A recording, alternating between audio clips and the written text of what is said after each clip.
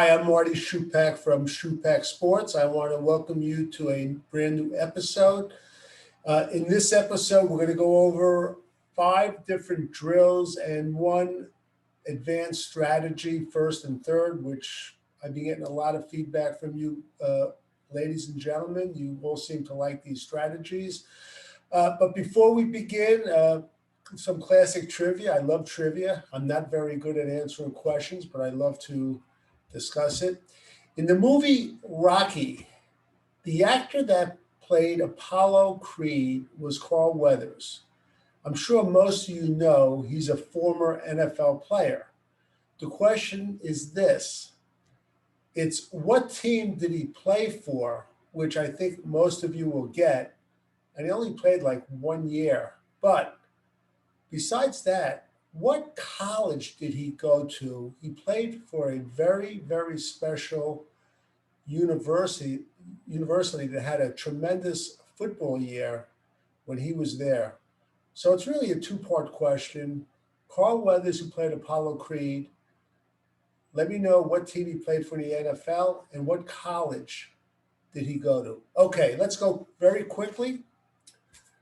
We're going to get into this. We're going to go over a number of drills. And I will tell you where these drills are, but I'm going to explain them to you right now. The first drill is called the Line Master drill. And what this does, I like to put my players under a little bit of duress, a little bit of pressure. And again, you have to feel this out. You can't put your most sensitive kid in the one spot of being pressured, okay, the first practice of the season. You got to build up to it. But this is a quick little drill. I call this the Line Master, and I've been using it for years. And you have a player out front who is actually the Line Master. He has a baseball, and the line of players are lined up going across from him. The first person in line also has a baseball. So there are 2 balls, the first person in line and the Line Master. When the coach says go, they simultaneously throw the ball. The Line Master throws it to the second person in line, and the player with the ball, who's the first person, throws it to the Line Master, okay? So really, he's kind of got a multitask. It's not that hard. I do it with soft covered balls. After they do it for the first player, they just go down the line and they keep going. Once we get to the end, we switch and there's a new Line Master. So let's say we go to the end and he'll come over, he'll be the Line Master, and the Line Master was there, he'll go to the end of the line. All right. What drill is doing, it's keeping the players on their toes where they have to think ahead. Now remember, when they are in the field and there are players on base, they always have to think ahead. And I always tell my players, when there are players on base, I'll yell out to them, like, Johnny, if the ball's hit to you, where are you going to throw it? All right? I want them to ask themselves, if the ball's hit to me, where am I going to throw it? So anyway, going back, this is the Line Master drill. Good drill, goes very quick. If you want, you have assistant coaches, divide your team in half. If you have 12 players, use 6 on one, 6 on the other. You have 1 Line Master, throw into 5, back and forth. Again, you could adjust it. You could use a soft covered ball. You could adjust the distance. If the players are older, you can make it further away. Again, the Line Master has to think ahead. It's a good drill. Okay, I'll hold it up close so you can see it. All right. Second drill. You've seen the relay drill, 3-man relay drill, which we've done, where a player runs, gets the ball, picks it up, turns, throws it to the player in the middle. He turns to his glove side, throws it to the third player, back to the middle player, back to the first player. You've all seen this on different books and different videos. It's in a number of my videos. But when I started doing a drill, the relay drill, I did it a little differently. I really wanted to make it into a competition, but I wanted to make it into a competition that was interesting and exciting. So what I did was I brought to practice some boxes, and I probably brought like 5 boxes and a cone, and I put the cone on top. I had 2 lines in the outfield in here. I have a coach with a bucket with each line. I have 1 infielder, okay? Now this picture is not showing the exact depth. I mean, these lines are way back in the outfield. And the way it's run is this. The coach out there calls the first person out. He'll throw the ball behind him, yell, go. On the go command, the first person line has in the outfield, he's got to go get the ball. And then the infielder, he moves out to the outfield grass and he puts his hands up. And what's he doing? He's giving the outfielder a target. The outfielder, he's running to pick up the ball. He's throwing it to the infielder. The infielder catches it and he turns to his glove side. And then the infielder tries to knock down the cone, which in essence, what he's doing, he's throwing it to the boxes that will have the cones knocked down. What I do is this. If the infielder turns to the glove side, that's 1 point. If the cone is knocked down, that's 2 points. So in one turn, the team can get a total of 3 points. I run this drill fairly quick, and right after the infielder on one line lets go of the ball, I start with the other line. I go bang, bang, bang, one after the other. What I like to do is I have a parent or coach standing down here to pick up the boxes and the cones just to keep it going. This game, it moves a lot faster than it seems, okay? And you want to teach different concepts. And I tell my players, if you think that the player online, the outfielder, is a younger kid and has a weaker arm, then you have to move closer to him. You're teaching them concepts in practice that they're going to use in a game, all right? These players, give them credit for being a lot smarter than we normally do. They know which of their teammates are the better teammates. And you have to have them realize if you have to move out in the outfield to retrieve the ball, you have to do it. All right? Okay? Because you want to get, if there's a play at home plate, you want to get that ball in fast. All right, remember, 1 point for turning to the glove side, 2 points for knocking down the cone. Then the infielder who went, as the other team's going, he goes to the end of the line, and the next guy moves up to the infield. All right, it goes fairly quick. The kids love this. You can play up to 7, up to 11, maybe even up to 15. But you should hear them cheer when they knock down the cone. So that's one drill. Remember, one concept I just want to mention. I tell my team this, and I always tell them you want to turn to the glove side. But I always tell them, if the outfield throw is almost completely on the wrong side, don't turn all the way around because the coach says you have to turn the glove side. If you're almost turned around because it was a bad throw, do it because it's quicker. We turn to the glove side because all things being equal, and again, the infielder is waving for a target, and you want to throw the ball chest high. But all things being equal, when you turn to the glove side, you get rid of the ball faster, and you're in a position to make a more accurate throw. All right. So that's the relay drill. Great drill. I highly recommend it. Do it at the end of practice. One of the reasons is that the arms are warmed up because they have to make a little bit of a lengthy throw, sometimes from the outfield.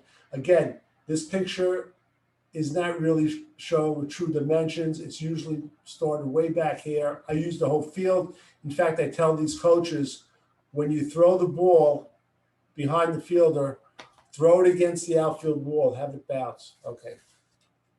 So that's our second drill. Our third drill is a simple drill. It's the around the horn drill. And I'll tell you why I put it in. I put it in with 5 players where the pitcher pitches the ball and the catcher throws it to third, then he throws it to second, he throws it to first, and he throws it back home. The reason I do this, I'll utilize my whole team in this drill. The way I do that is I'll have a pitcher or an adult throw, and I'll have 3 players at every base. So after it goes around the horn once, after, let's say the guy at third lets go of the ball, they rotate. The first time you do this, you have to give them some hands-on instruction. But the reason why this is a good drill, what I like to do, I put this in about the second or third practice. And we practice it for about 5 or 10 minutes. And maybe the next practice, I'll do it with all 12 players. But what I'll do is I'll have a stopwatch and I'll time it. And what you want to do is make a notation of the time that it took them to get the ball around the horn using all 12 players.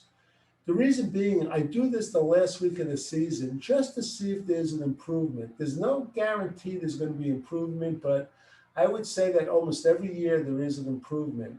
So this is the around the horn drill. And also, you could also have a backup baseball at each base in case there's an overthrow, okay? So I'll hold that up. Okay, that's drill number 3. This is a simple drill that I've showed you before. The reason I'm doing it, it's called the face-to-face drill.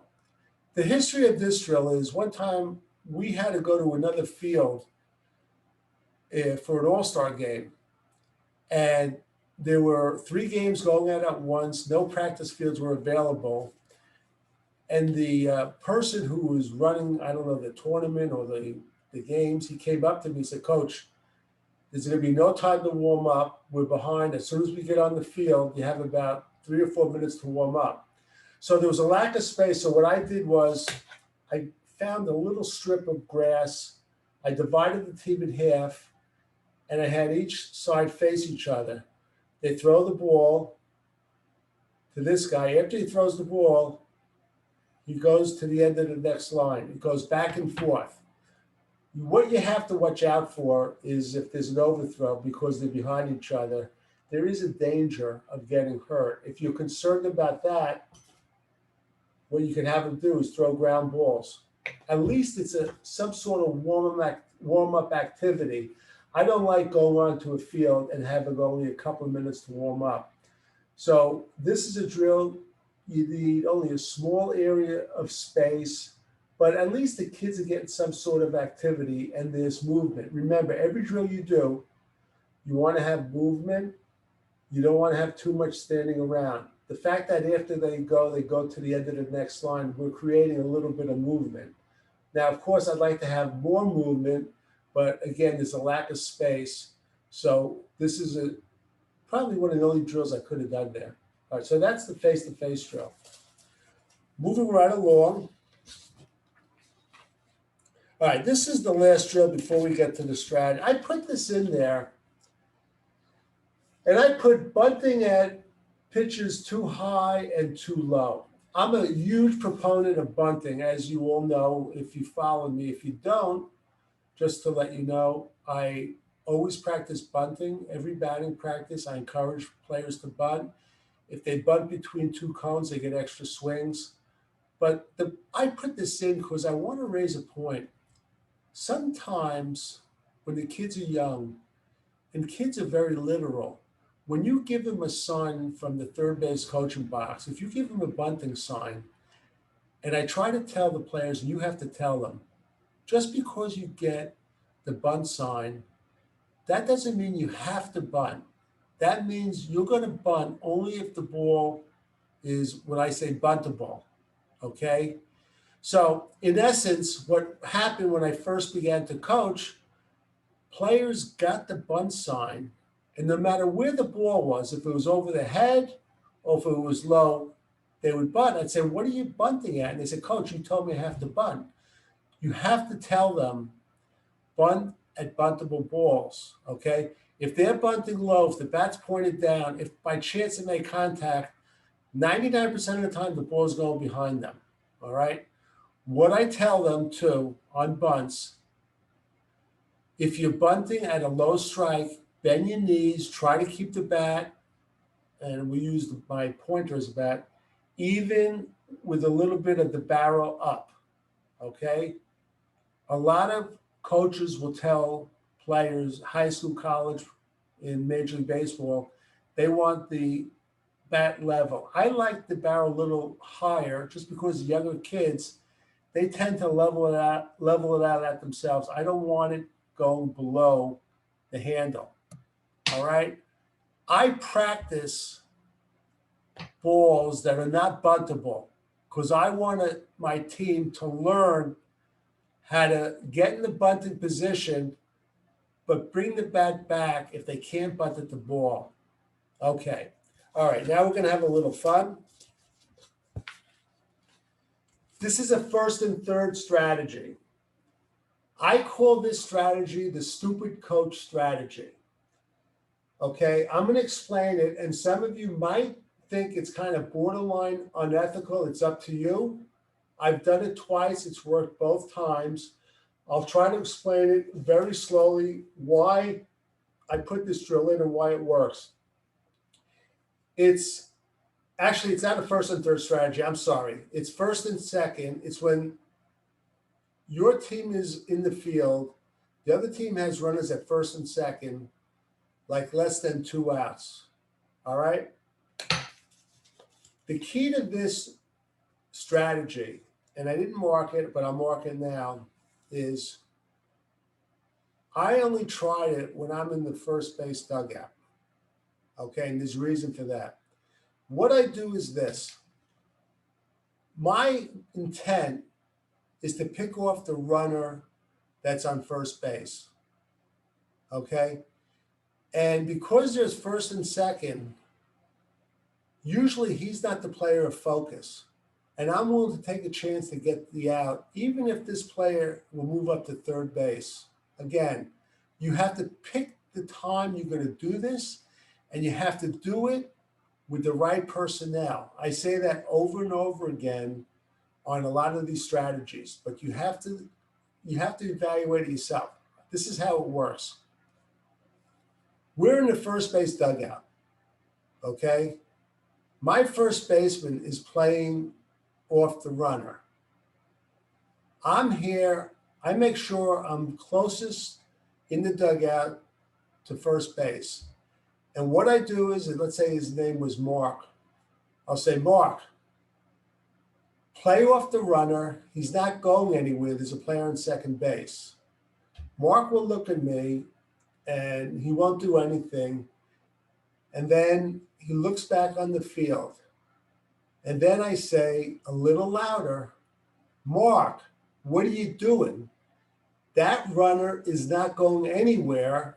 There's a player on second base. Play off the runner. Okay?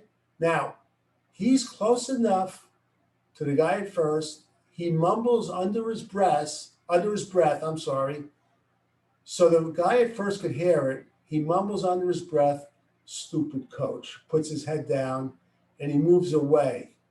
What I'm doing is I'm putting in the guy at first base a little bit of cockiness in his brain, and he's thinking to himself, boy, that guy, his coach doesn't like him, he's in trouble. Okay, that's the setup. Here's the play.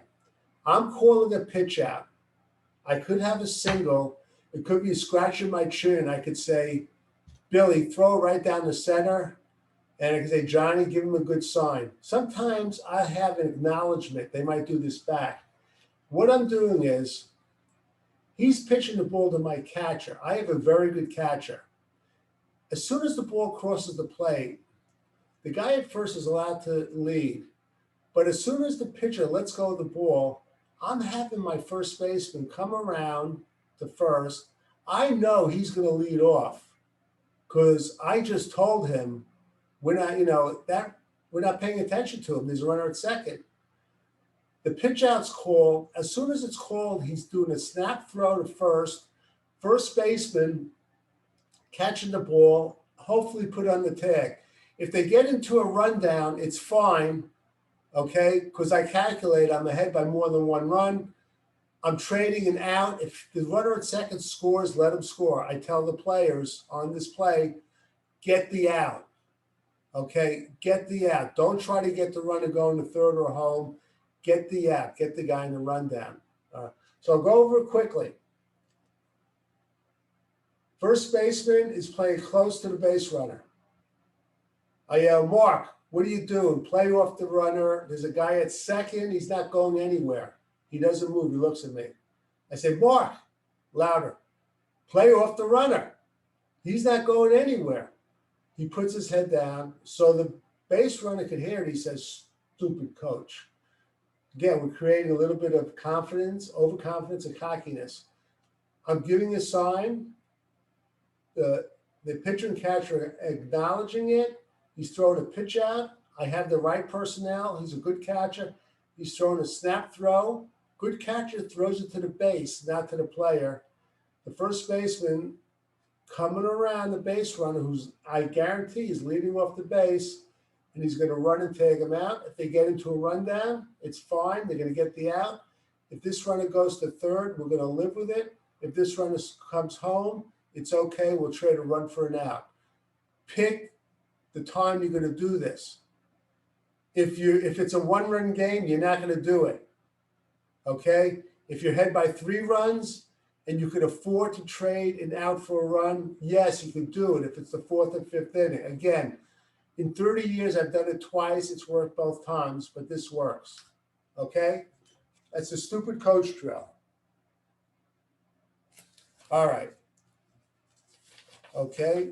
Let me go over a couple of products, and then we'll get to the trivia question, and I want to give you a parental tip. All the drills you saw is in my latest book, Championship Baseball Drills. Highly recommended. If you don't have the money for it, don't buy it. Go to your library, insist they get it. I have a link below, okay, other products. Number of years ago, I wrote not too long, young adult book, 2 books, Playoff Fever, Split Pants, Shoot the Pill, and Smash Puzzle. It's with a character, Cliff Vermont. They've gotten some very good reviews, and I've been urged to write a 3rd one. So if you have a 10 to 14-year-old son or daughter, I think they really like one or both of these books, okay? All right, as far as a parental tip, we live in a competitive society, and if your son and daughter right now is between 8 and 12, you don't have to worry about it now. But if they have an older brother or sister, and they themselves will get to a point where they're going to take the college SATs, which is a big deal, I just want to mention, don't really go crazy if they don't do as well as you want them to do, all right? Be a good parent, give them attention, encourage them, but don't put them down if they don't do well on their SATs. I'll give you 2 case in points. I myself, I only got 360 in my English SATs. And I'll be honest with you, if I spelt my name right, I would have gotten 400. But seriously, and again, I'm no genius, but I've written and published 12 books, all right? So sometimes we overemphasize things. Another point is, I can tell you, I have 3 kids that do pretty well. My middle child, he went to the least prestigious school out of my other kids, and the kid is doing incredible. All right. I don't care if you go to a community college, a state college, or an Ivy League school. It's what you make out of it. Remember, some of the most successful people the last few decades, the founder of Apple Computer, Microsoft, and Facebook, those three people never graduated college.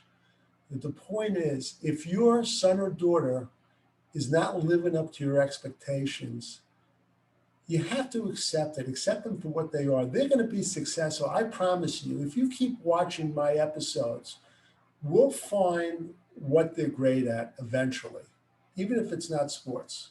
Okay? So that's my parental tip. All right, now, trivia question.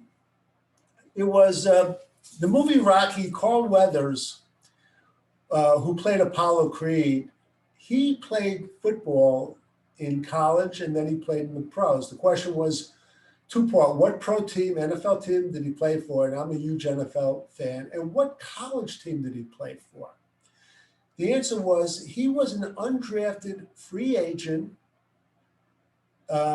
He played for the Oakland Raiders in 1970. And actually, they made the playoffs that year. And after that, he played in Canada. But interestingly, he went to college at San Diego State. And in 1969, they went undefeated. They were 11-0. A famous coach, Don Coryell, was the coach there. So they had Carl Weathers, who played the pros. And actually, the quarterback was a player named Dennis Shore, going back, who ended up playing for the Buffalo Bills. So that's it for today. Listen, do me a favor. I'm going to ask you, please subscribe and share this episode if you liked it. Give me a thumbs up. I want to continue to do this. I enjoy doing this, share my content, making your son and daughter help reach their potential, not just in sports and everything else. I want to help you, if you coach, become a better coach and help you become a better parent.